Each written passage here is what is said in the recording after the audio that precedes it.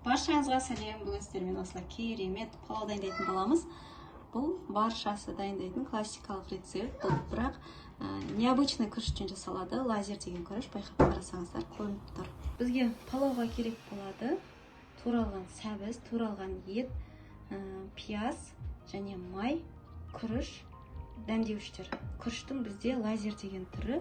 Бұл лазер деген ұзын қарасаңыздар.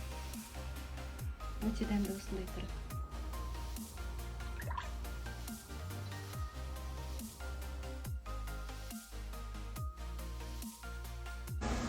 Мінекей қып-қызыл болып пиязымыз қуырылғаннан кейін етті саламыз.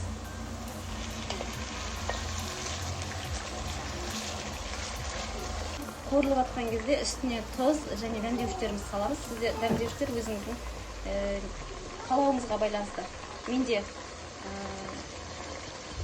зира, тұз және палауға арналған приправа және кориандр. Етіміз қызарып қуырылған кезде үстінен сәбізді саламыз. Сәбізді мен әдейі кішкене үлкендеу тура алдым, себебі езілмеу үшін, палауда езіліп кетпеу үшін. Араластырып аламыз.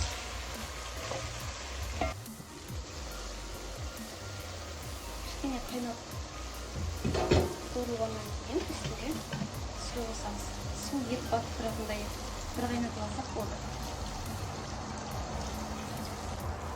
Еттінде қайнап қалған кезде күрішімізді саламыз. Осы кезде тұзын құрбасаңыздар болады.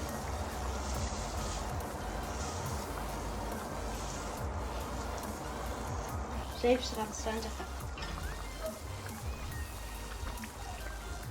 Астындағысын қозғамаймыз.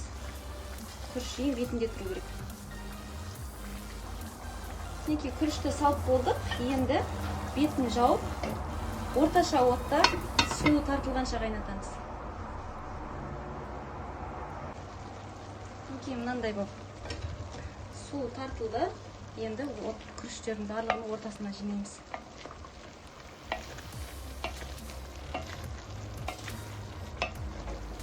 Сосын бетін тағы да 20 минутқа жауып, астын ең ақырын отқа 20 минут ашпаймыз қақпағын.